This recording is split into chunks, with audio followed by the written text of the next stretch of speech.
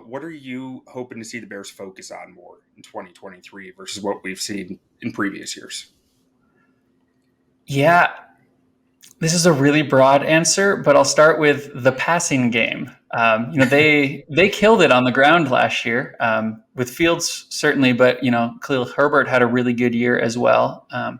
So I think they've shown they can do that well, but they got to throw it more, and they have to throw it more effectively. And I'm especially excited to see Fields hopefully get better at finding that balance of not just pushing it down the field all the time, which is his natural instinct and is good, but sometimes you just got to take the layups and not go for the 3 pointers all the time. I guess for the basketball analogy there. And I'm hopeful that both a better approach from Fields, but also better talent around him this year lets him just take those layups a bit more, which will just make the offense more consistent and less reliant on getting big chunk plays to score. It's something we've seen recently with comparable quarterbacks who broke out in year 3, like Jalen Hurts and Josh Allen. Both took those checkdowns more in year 3. If you look their percentage of deep passes versus short ones, was very similar to Fields in year 2, and then changed that ratio a bit to do more short stuff in year 3. And I'm hoping we see the same out of Fields as a way to unlock the passing game as a whole. Yeah, and Jonathan, I kind of want to follow up because I very much agree with you, and it's one of those things where I think a lot of fans are trying to put 2022 behind them, right? And at least in their memory of wow, that was a rough year to watch, as Q had mentioned, as you had mentioned. But do you think the pushing the ball down the field so much last year, do you think that was just a Justin Fields trying to do too much thing? Or do you think it was maybe a little schematic because of the lack of talent, or maybe a mix of both? Just from the coach staff saying, "Hey, look, we know Justin can throw the ball deep. His arm is a weapon. We don't have the elite talent of guys that are going to get open in the short and the midterm downfield. You know, it really did feel at times last year in the passing game. It was run the ball, run the ball, run the ball, and then you hoped you got that 40+ yard play. Otherwise, the passing game was completely stagnant. So, do you think it was a result of just a young quarterback, or do you think it was maybe more of a combination of because of the lack of talent, they had to schematically design the team that way? That's a really great question. And honestly, I don't know the answer because I'm not in, the preparation rooms, the meeting rooms, coming up with the game plans. But my gut would probably say a good bit of both. That they kind of realized they needed those big plays to score. They weren't going to be able to do the consistent 10, 15 play drives with small chunks consistently. And also, it's just a weapon that you have, and it's not that he needs to stop throwing deep, just needs to learn to pick his spots a little bit better.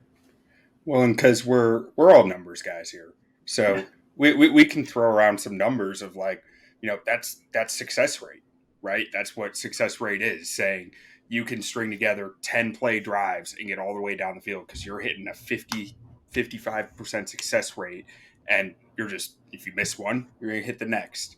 I don't really think the Bears had that last year, which, I mean, like you said, none of us really know how much it might have been the coaches saying this is how we have to do it. But I mean, the Bears were near the bottom of the league in success rate last year, especially as a passing offense. That I think you might be onto something a little bit there, Ron. That they had to say we're pounding the rock and then we're taking big shots off of it, and that is our passing offense. Now, one thing that you mentioned, Jonathan, of Josh Allen. I mean, I think he is the prime example of having to learn that short game. And I think when you have an arm the way that Josh Allen does, the way that Fields does, I mean, Hurts has a good arm, but it's not like those two other guys, especially Josh Allen. I mean, he's on another level compared to everyone. But that threat of him being able to just gun the ball so well downfield has to make I feel like has to make learning the short game and the reads and your reads are probably a lot more clear when defenses are so scared of that. But when you're not doing it, it doesn't matter. Like we saw Josh Allen last year after that elbow injury, he dropped from arguably the number one quarterback in the league by a lot of stats, top two in almost every stat category, to around eighth, ninth, like a top 10 quarterback, which, you'll still take, but it's not the dominant force that he was the first 9 weeks. And it was because he couldn't hit it. He couldn't hit short throws. I saw a stat the other day that was like 1 in 4 of his throws within 10 yards of the line of scrimmage or behind the line of scrimmage were off target, uncatchable after the injury. And the stats show out. Like you look up his deep pass rate, it became near the top of the league, and his short pass rates dropped down, and all his efficiency numbers dropped down because of it. Because defenses said, "Well, we know you just want to go deep, so we're just not going to let you."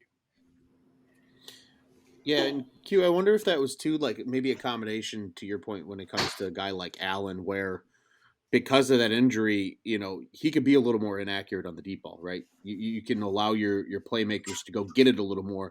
That precision accuracy isn't as necessary as it is in that short to medium passing game where you are hitting, quick windows that will open and shut, at the same rate in terms of speed. So I think that's a fascinating thought to keep in mind of just like, hey, the deep ball has a chance of success rate in theory, especially once they acquired Chase Claypool, because you had guys that were 50-50-esque ball receivers where, in Fields' case, it was nobody was getting open in the short in the medium term. But Jonathan, EQ was really good on those curl routes, though. the 8-second curl routes.